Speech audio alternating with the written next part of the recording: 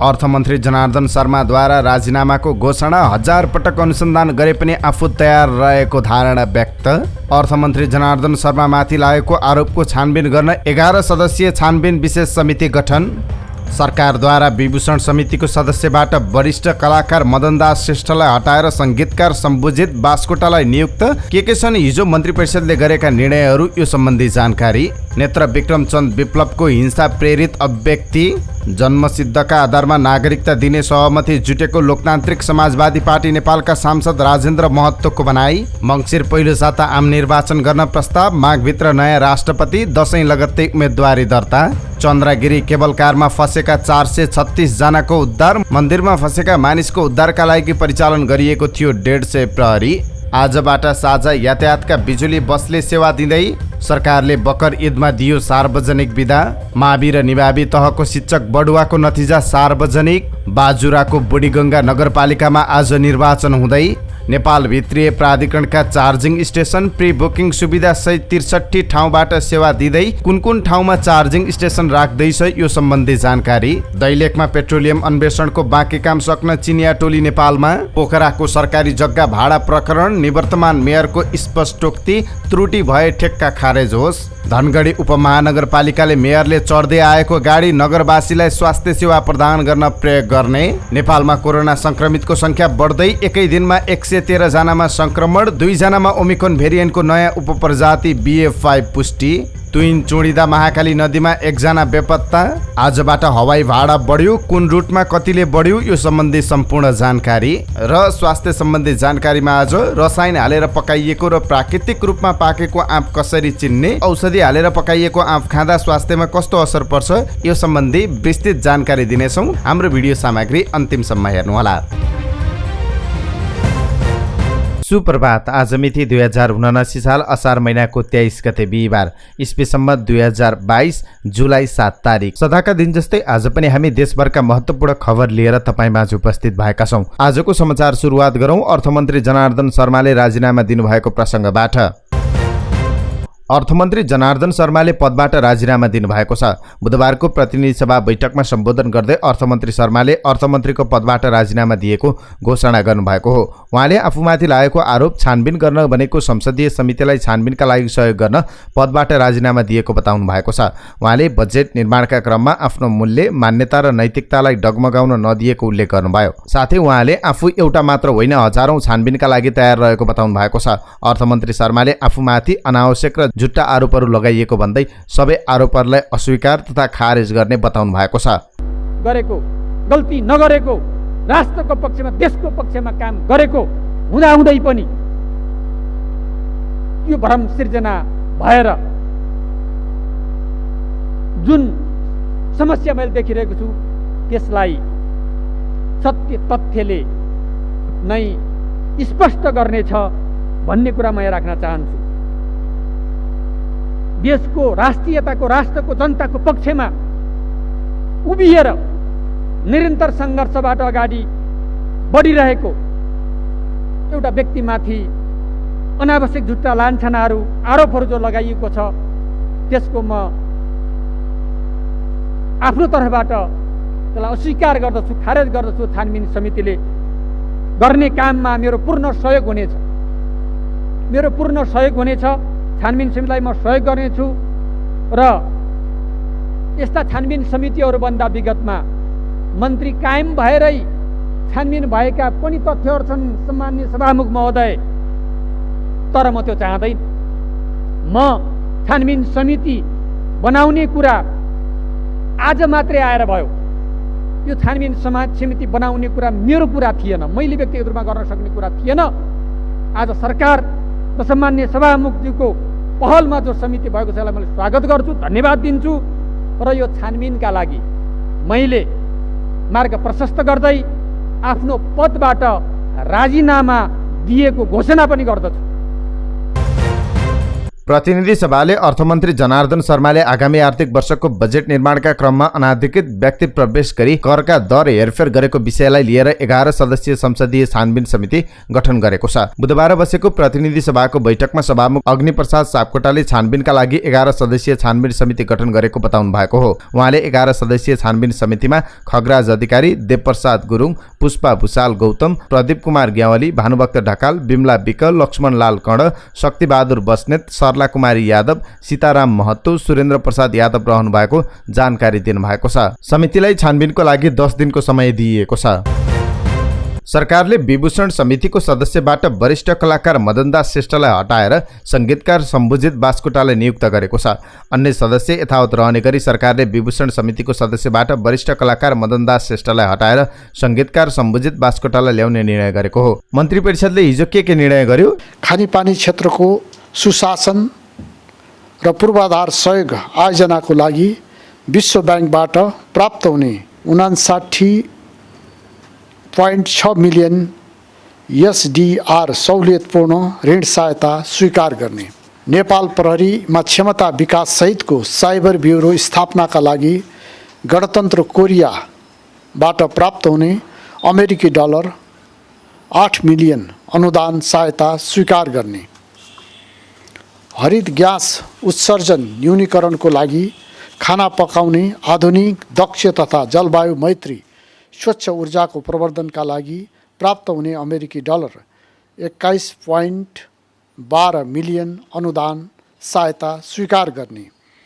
हरित तथा नवीकरणीय ऊर्जा प्रवर्धनका लागि युरोपियन युनियनबाट प्राप्त हुने युरो 4.5 मिलियन बराबरको आर्थिक प्राविधिक सहायता स्वीकार गर्ने, पहाडी क्षेत्रमा काष्ठफल तथा फलफुल आयोजनाका लागि एसियाली विकास ब्याङ्कबाट सहुलियतपूर्ण ऋण तथा अनुदान सहायता सम्बन्धी दस्तावेजलाई अन्तिम रूप दिन अर्थ मन्त्रालयका सहसचिवको नेतृत्वमा वार्ता टोली गठन गर्ने, विभूषण समितिका सदस्यहरूमा रहनुभएका अन्य सदस्यहरू यथावत रहने गरी कलाकार श्री मदनदास श्रेष्ठको सट्टामा कला क्षेत्रबाट सङ्गीतकार श्री सम्बुजित बास्कोटालाई विभूषण समितिको सदस्य तोक्ने।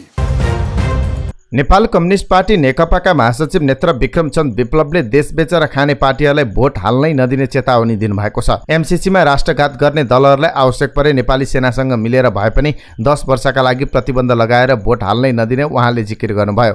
बुधबार काठमाडौँमा आयोजित एक कार्यक्रममा बोल्दै महासचिव विप्लवले देश बेचेर खानेहरूलाई नेपाली जनताले भोट हालेर अधिकार दिन नहुने बताउनु भएको हो। आफ्ना केही पुराना साथीहरूले राजासँग नेपाली सेनालाई मिलाएर आफूहरूले अरू पार्टीलाई प्रतिबन्ध लगाउन खोजेको भनाई आएको उल्लेख गर्दै देश बेचेर खाने दलालहरूलाई किन प्रतिबन्ध नलगाउने भनी प्रश्न गर्नुभएको थियो।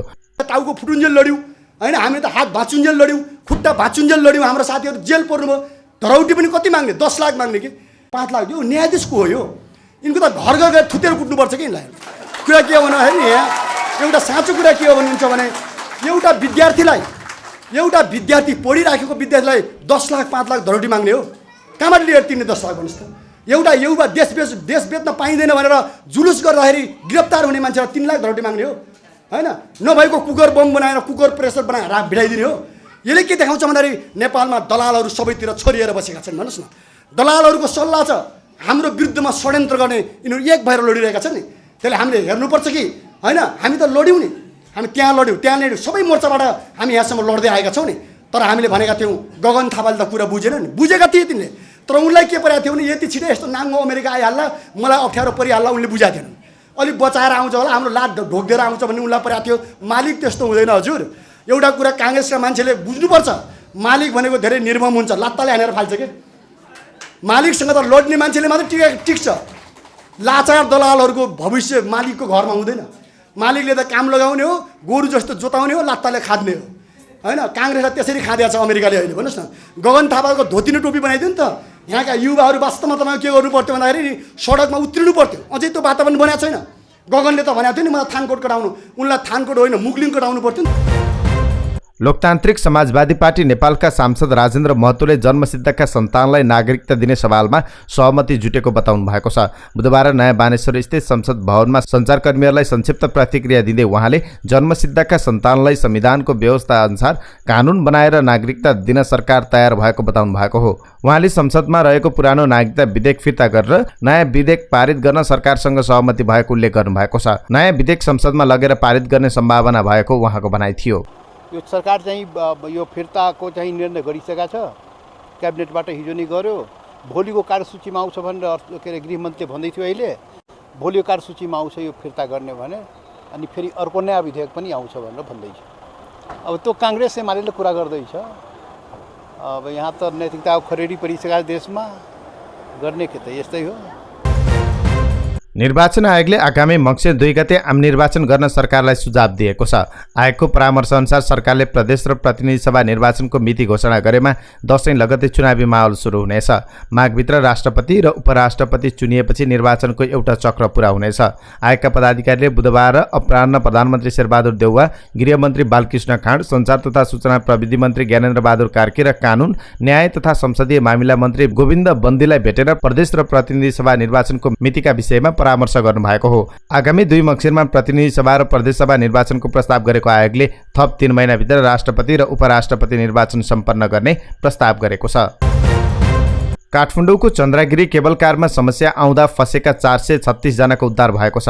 बुधबार दिउँसो 1:45 बजे केबल कारमा समस्या आएको थियो। समस्या आउँदा चन्द्रागिरीको भालेश्वर मन्दिरमा फसेका 436 जना पर्यटकको राति 8 बजे उद्धार भएको प्रहरी उपरीक्षक दिनेश राज मैनालीले जानकारी दिनुभएको छ।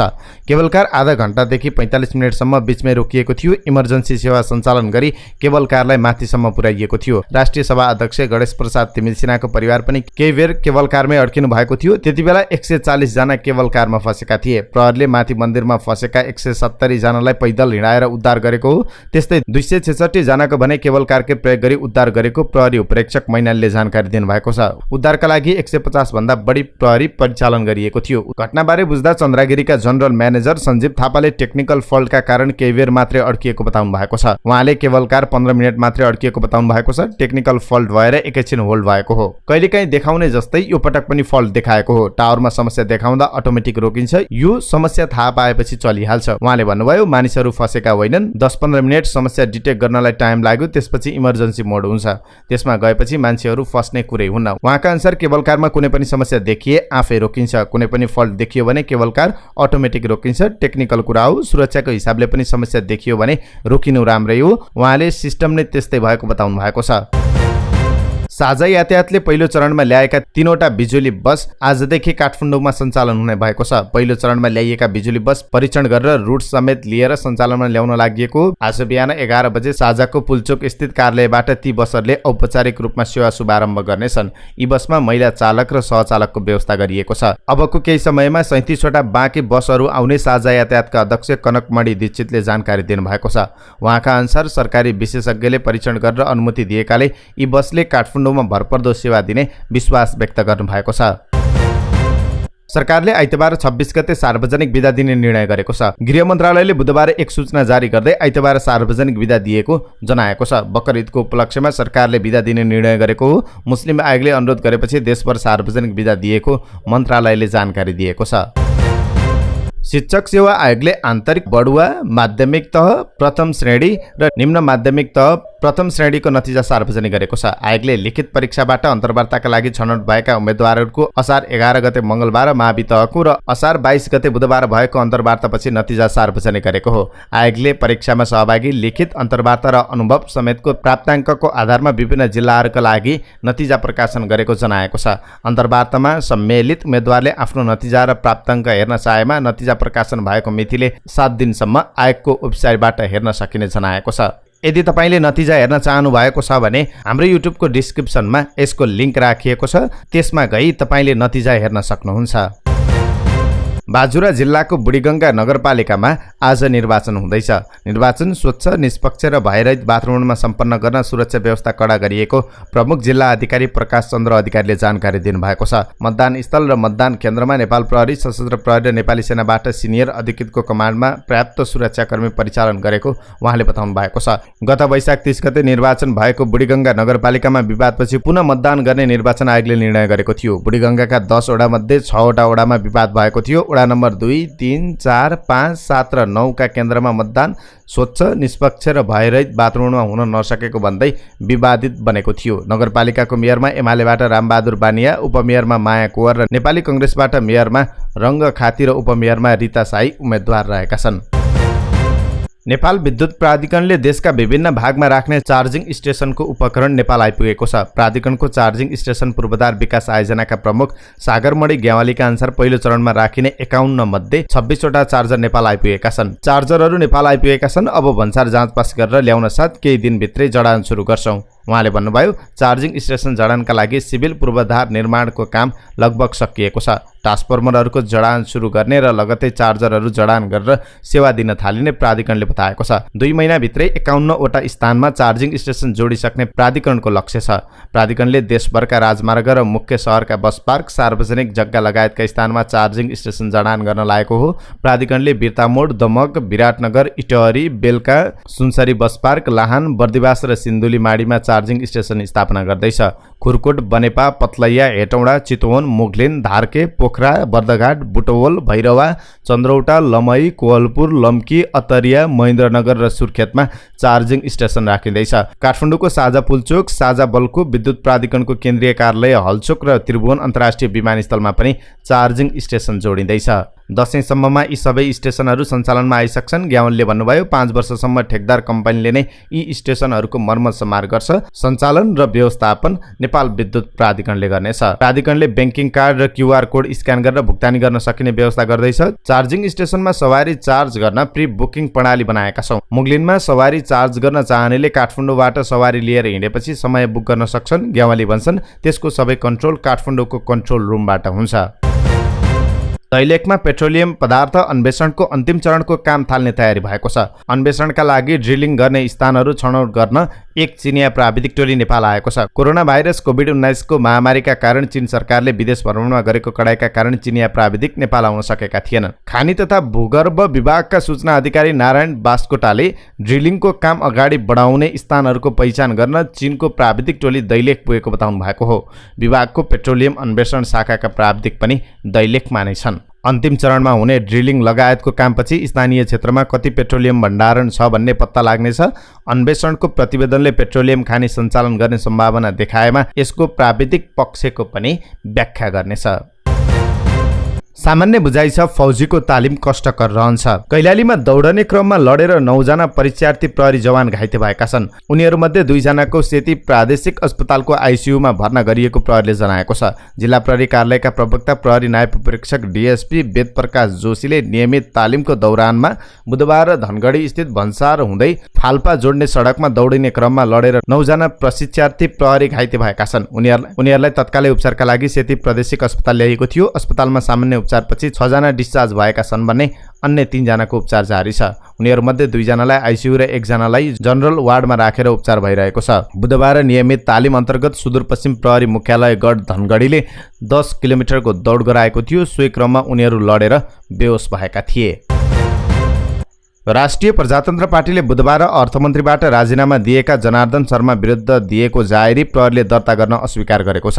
राप्रपाका प्रवक्ता ज्ञानेन्द्र साई सहितको टोली शर्मा विरुद्ध जाहेरी दिन काठमाडौँको प्रहरी परिसर पुगेको थियो। साईले तयार पारेको जाहेरीमा करको दर हेरफेर प्रकरणमा भारतीय मूलका नागरिक पनि संलग्न रहेको उल्लेख छ। प्रवक्ता साईले माथिको आदेश भन्दै प्रहरीले जाहेरी दर्ता गर्न नमानेको बताएका छन्। राप्रपाले मन्त्री शर्मा, अर्थ सचिव मधु कुमार मरासिनी, राजस्व सचिव कृष्ण हरि पुष्कर, अर्थ मन्त्रालयका बजेट तथा कार्यक्रम महाशाखाका प्रमुख चक्रबहादुर बुढा, राजस्व व्यवस्थापनका महाशाखा प्रमुख भूपाल बराल, अवकाश प्राप्त कर्मचारी रघुनाथ घिमिरे, इन्फिनिटी होल्डिङ कम्पनीका फाइनान्स डाइरेक्टर भारतीय मूलका नागरिक उपेन्द्र हिरावत र इन्फिनिटी होल्डिङ कम्पनीका दीपक भट्टलाई कारबाही गर्न माग गर्दै जाहेरी दर्ताको तयारी गरेको थियो। उनीहरूलाई राज्य विरुद्धको कसुर, भ्रष्टाचार निवारण ऐन र विद्युतीय कारोबार ऐन अनुसार कारबाही गर्न माग गर्दै उजुरी दिने तयारी गरिएको थियो। पोखरामा बहुचर्चित बनेको जग्गा भाडा प्रकरणमा निवर्तमान मेयरले स्पष्टीकरण दिनुभएको छ। पोखराका निवर्तमान मेयर मानबहादुर जीसीले पोखरा उपत्यका नगर विकास समितिको 63 रोपनी जग्गा कानुन अनुसार नै ठेक्का लगाएको बताउनु भएको छ। कार्यकाल सकिनु 2 दिन अघि मात्र राष्ट्र बैंक चोक स्थित पर्यटन बस पार्कको जग्गा, गल्फ कोर्सको र यातायात कार्यालय नजिकैको जग्गा गरी 63 रोपनी जग्गा नियम विपरीत ठेक्का लगाएको आरोप लागेका बेला जीसीले बुधबार विज्ञप्ति जारी गरी खण्डन गर्नुभएको छ। पोखरा उपत्यका नगर विकास समितिको संस्थागत हितलाई नै ध्यानमा राखेर प्रचलित नियम, कानुन र विधि अनुसार नै जग्गा भाडामा लगाइएको हो विज्ञप्तिमा भनिएको छ। विज्ञप्तिमा निवर्तमान मेयर तथा नगर विकास समितिका अध्यक्ष जीसीले आफू जनप्रतिनिधिका रूपमा आउनु अघि ठाडो तोक आदेशमा भाडा लगाउने प्रवृत्तिको अन्त्य गरेको समेत दावी गर्नुभएको छ। उहाँले जग्गा भाडामा लगाउँदा प्रचलित कानुनको अधीनमा रही प्रतिस्पर्धाका आधारमा जसले बढी भाडा दिन कबुल गर्छ उसैलाई शर्तसहितको नियममा टेकेर जग्गा भाडामा लगाइएको उहाँको विज्ञप्तिमा उल्लेख छ।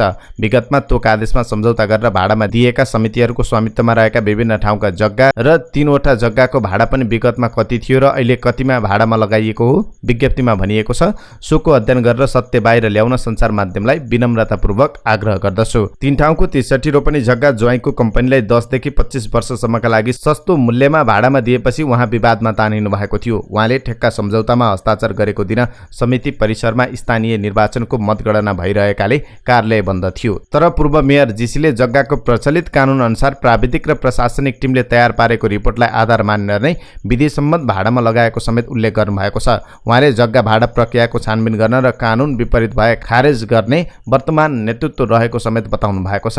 पोखरा गल्फ कोर्सको 40 रोपनी जग्गा एक्सन बिल्डर्स प्रालीलाई 25 वर्ष, पोखरा पर्यटन बस पार्कको 18 रोपनी जग्गा सिलसिला ग्राम निर्माण सेवालाई 10 वर्ष, राष्ट्रिय पत्रिकामा सूचना आह्वान गरेर टेन्डर खुलाउनु पर्नेमा जग्गा भाडामा दिन सार्वजनिक रूपमा उपलब्ध नहुने एक पत्रिकामा 3 प्रति मात्रै छापेर विज्ञापन निकालिएको थियो। कार्यकाल सकिनुभन्दा 2 दिन अगाडि असार 3 गते निवर्तमान मेयर मानबहादुर जीसीले गल्फ कोर्सको जग्गा मासिक 2,72,000 रुपियाँ भाडा तिर्ने गरी 25 वर्षका लागि ठेक्का सम्झौता गर्नुभएको थियो। त्यस्तै करिब 18 रोपनी क्षेत्रफलमा रहेको पर्यटन बस पार्क 1,75,000 रुपियाँमा 10 वर्षका लागि जिम्मा लगाइएको हो। शहरी विकास मन्त्रालयले 7 करोड 50 लाख रुपियाँ लगानी गरेर बनाएको पर्यटन बस पार्क अहिलेसम्म पोखरा उपत्यका नगर विकास समितिलाई हस्तान्तरण नै भइसकेको छैन। त्यस्तै जीसीले सोही दिन यातायात व्यवस्था कार्यालय नजिकैको 5 रोपनी जग्गा मासिक 1,35,000 रुपियाँ तिर्ने गरी राइजिङ कन्स्ट्रक्सन प्रालीलाई जग्गा भाडामा दिने निर्णय गरेको खुलेको थियो। चितवनबाट गोर्खाको अजिरकोट गाउँपालिकाको भच्चेकतर्फ गइरहेको यात्रुवाहक बस छोपारको रामचे चौतारा नजिकै दुर्घटनामा परेको छ। हिजो दिउँसो यात्रुवाहक बस दुर्घटनामा परेको। दुर्घटनामा परेर 20 जना यात्रु घाइते भएका छन्। ना 5ख 5305 नम्बरको नारायणी यातायातको बस सडकमा पल्टेको थियो। गोर्खा प्रहरीका अनुसार घाइतेमध्ये 7 जनालाई उपचारका लागि चितवन लगिएको छ। बाँकी घाइतेको छेपेटार स्थित पृथ्वी सामुदायिक अस्पतालमा उपचार भइरहेको छ। बस दुर्घटनामा परेर सामान्य घाइते भएका यात्रु पवन पोखरेलले घुम्तीबाट बस पछाडि हटेर सडकमा पल्टिएको बताएका छन्। उकालो र घुम्ती रहेको सडकबाट बस करिब 30 मिटर तल हटेको थियो। बस ब्रेक फेल भएर दुर्घटनामा परेको अनुमान गरिएको छ। धनगढी उपमहानगरपालिकाले विगतमा मेयरले चढ्दै आएको गाडी नगरवासीलाई स्वास्थ्य सेवा प्रदान गर्न प्रयोग गर्ने भएको छ। नवनिर्वाचित मेयर गोपाल हमालले चुनावका बेला सरकारी सेवा सुविधा नलिने घोषणा गर्नुभएको थियो। त्यसै अनुसार उहाँले गाडी सुविधा नलिई विगतमा मेयरले चढ्दै आएको गाडी स्वास्थ्य शाखालाई हस्तान्तरण गर्नुभएको हो। मेयर हमालले लक्ष्मीनारायण मन्दिरका श्री 108 स्वामी देवराज आचार्य मार्फत उक्त गाडीको चाबी स्वास्थ्य शाखाका प्रमुख कृष्णराज बोहरालाई हस्तान्तरण गर्नुभएको हो। मेयरमा निर्वाचित भएदेखि नै निजी गाडी चढ्दै आउनुभएका हमालले उक्त सरकारी गाडी 19वटै ओडामा मासिक रूपमा सञ्चालन गरिने विशेषज्ञ ओडा स्वास्थ्य क्लिनिकका लागि प्रयोग गरिने बताउनु भएको छ। उहाँले भन्नुभएको छ, ग्रामीण भेगमा बिरामी भए मानिसहरू कुखुरा बेचेर उपचार गर्न अस्पताल आउने गर्छन्, तर कुखुरा छैन भने औषधि गर्न नआएर रोग बोक्न बाध्य छन्। हमालले भन्नुभयो, अब हामीले स्वास्थ्य शाखाले बनाएको क्यालेन्डर अनुसार मासिक रूपमा ओडामा विशेषज्ञ स्वास्थ्य सेवा प्रदान गरेमा बिस्तारै यो बाध्यता हट्छ। बिस्तारै सेवालाई थप सुदृढ गरेर लैजाने बताउनु भएको छ। नेपालमा ओमिक्रोन भेरिएन्टको नयाँ उपप्रजाति BA.5 पुष्टि भएको छ।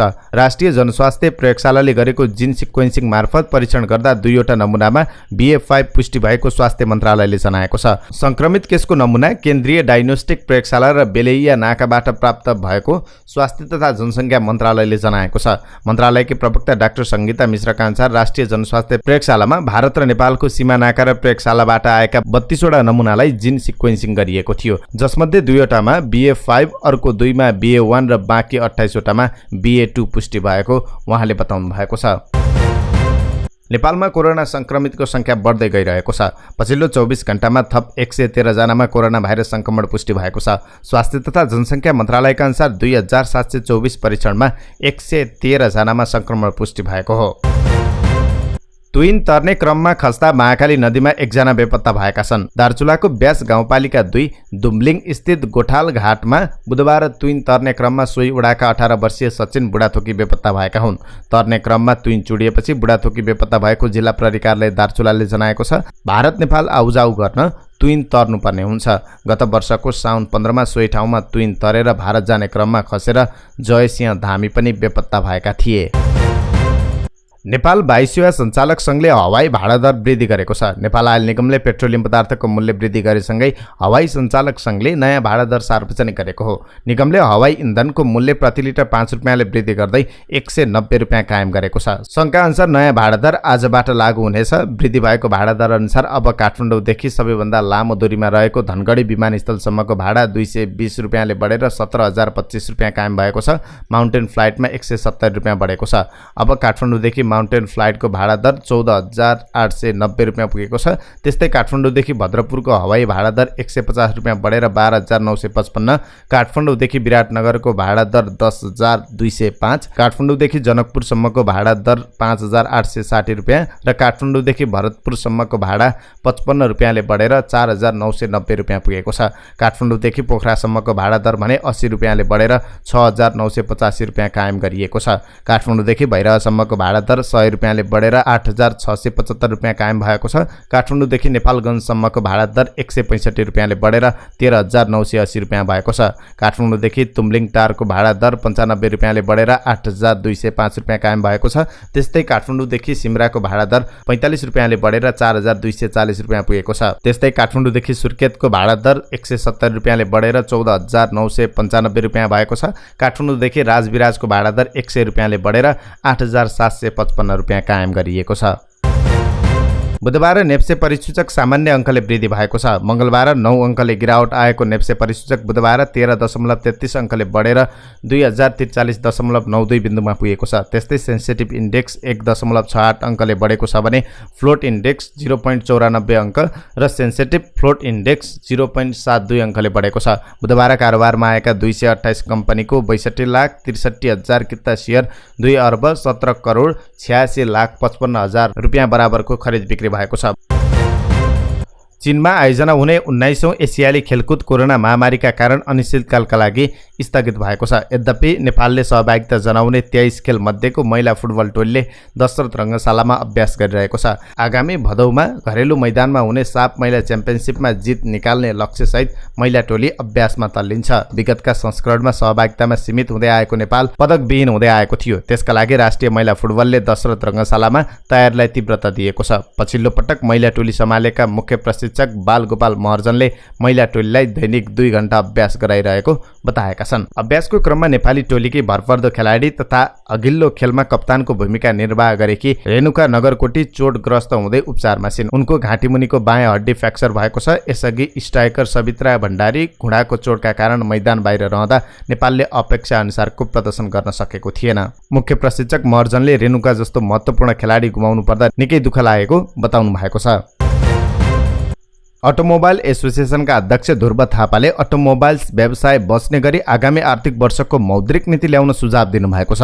आगामी आर्थिक वर्षको मौद्रिक नीतिका लागि नेपाल राष्ट्र ब्याङ्कले 2 दिन अगाडि आयोजना गरेको सुझाव सङ्कलन कार्यक्रममा बोल्दै अध्यक्ष थापाले यस्तो सुझाव दिनुभएको हो। उहाँले विगत 8-10 महिनादेखि अटो व्यवसाय ठप्प रहेको भन्दै अटो क्षेत्रलाई राहत दिने गरेर मौद्रिक नीति ल्याउनु पर्ने बताउनु भएको हो। अध्यक्ष थापाले विगत 10 महिनादेखि अटो व्यवसाय ठप्प हुँदा अटो व्यवसायीले ब्याङ्कको कर्जा तिर्न नसक्ने अवस्थामा पुगेको बताउनु भएको छ। उहाँले अटोमोबाइल सधैँ राज्यको टार्गेटमा पर्ने गरेको गुनासो गर्नुभयो। अध्यक्ष थापाले सरकारले राजस्वको दर परिवर्तन गर्दा राष्ट्र ब्याङ्कले मौद्रिक नीति ल्याउँदा समेत अटोमोबाइल क्षेत्रलाई उकास्ने किसिमको नल्याउने गरेको बताउनुभयो। उहाँले सरकारलाई अटोमोबाइल क्षेत्रलाई हेर्ने दृष्टिकोण परिवर्तन गर्न सुझाव दिनुभएको छ। अध्यक्ष थापाले सरकारलाई राजस्व चाहिए पनि अटो क्षेत्रलाई खोज्ने र आयातमा कडाई गर्नु परे पनि अटो क्षेत्र खोज्ने अभ्यास भएको भन्दै अटो क्षेत्र चुरोट रक्सीको क्याटेगोरीमा राखिन थालेको गुनासो गर्नुभयो। अब एउटा अन्तर्राष्ट्रिय प्रसङ्ग। बेलायतमा रक्षा मन्त्री र स्वास्थ्य मन्त्रीले एकसाथ पदबाट राजीनामा दिएका छन्। रक्षा मन्त्री कृषि सुनक र स्वास्थ्य मन्त्री साजिद जाविदले राजीनामा दिएपछि बेलायती प्रधानमन्त्री बोरिस जोन्सन अप्ठ्यारोमा पर्नु भएको छ।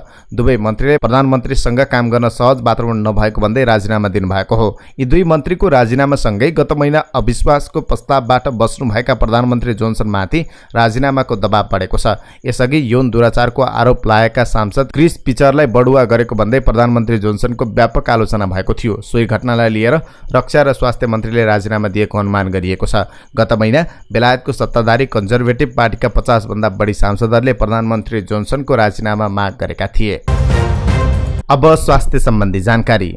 स्वास्थ्य सम्बन्धी जानकारीमा आज हामीले रसायन हालेर पकाइएको र प्राकृतिक रूपमा पाकेको आँप कसरी चिन्ने भन्ने बारेमा तपाईलाई जानकारी दिँदैछौँ। बजारमा यति बेला आँपको खपत धेरै हुने गर्दछ।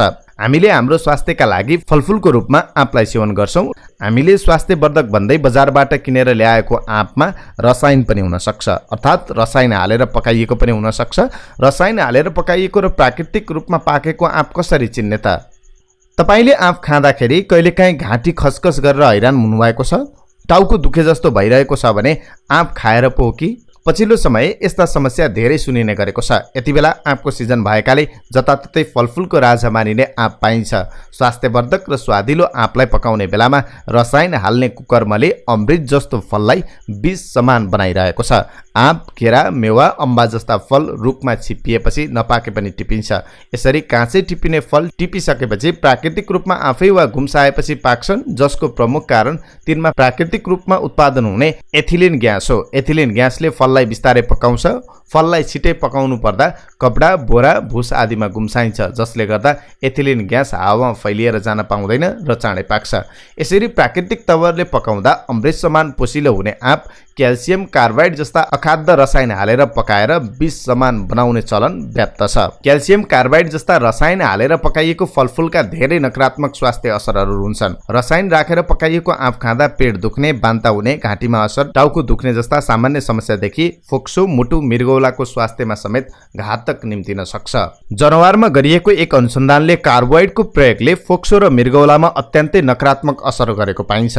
अब कार्बोहाइड्रेट हालेको आँप कसरी चिन्ने त? कार्बोहाइड्रेट जस्तो रसायन हालेर पकाएको आँप सामान्य विधिबाट पनि चिन्न सकिन्छ। खास गरी यसरी पकाइएको आँपमा प्राकृतिक रूपमा पाकेको आँपमा भन्दा कम रस हुन्छ।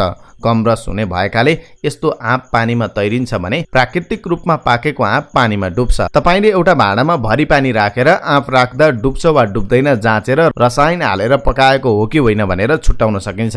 रसायन हालेर पकाएको आँप हेर्दा चम्किलो, रङमा पहेँलै भएर पाकेको देखिन्छ, तर भित्र गिर्खो वा नपाकेको भागहरू हुन सक्छन्। रसायन हालेर पकाएको आँपमा प्राकृतिक रूपमा पाकेको आँपमा आउने जस्तो मगमग बास्ना कम आउँछ। रसायन हालेर पकाएको आँप सबैतिर चिल्लो पहेँलो भएर पाकेको हुन्छ भने प्राकृतिक रूपमा पाक्दा सबैतिर एकनासको पहेँलो हुँदैन। कार्बोहाइड्रेट बल्न प्रकृतिको हुँदा उक्त रसायन हालेर पकाएको आँपको नजिक आगोको झिल्का पर्यो भने बल्न वा झिल्का टिप्न सक्छ। रसायन हालेर पकाइएको आँप प्राकृतिक रूपमा पाकेकाको तुलनामा कम गुलियो र कम स्वादिष्ट हुन्छ। सकेसम्म प्राकृतिक रूपमा पाकेका फलफुल मात्र खाने गर्नुपर्दछ। बाध्यतावश खानै पर्ने भए पनि केही समय पानीमा डुबाएर बोक्रो तासेर मात्र खानुपर्दछ। आँपको भेट्नोतर्फ अलिकति काटेर आधा घण्टासम्म पानीमा डुबाई पखालेर बोक्रा तासी खाँदा केही हदसम्म असरबाट बच्न सकिन्छ। प्रस्तुत गरेको समाचार सामग्रीमा तपाईको केही टिका टिप्पणी भए तलको कमेन्ट बक्समा लेखिदिनु होला। साथै यदि तपाईले नियमित रूपमा हाम्रो समाचार सामग्री हेर्दै हुनुहुन्छ भने तपाईको मनमा लागेका केही सल्लाह सुझाव छन् भने पनि तपाईले तलको कमेन्ट बक्समा लेखिदिनु होला। तपाईको सल्लाह र सुझावलाई अंगीकार गर्दै थप अगाडि बढ्नेछौँ। सत्य अनि तथ्य समाचारका लागि हाम्रो यस युट्युब च्यानललाई सब्स्क्राइब गर्न नबिर्सिनु होला। तपाईको आजको दिन शुभ रहोस्।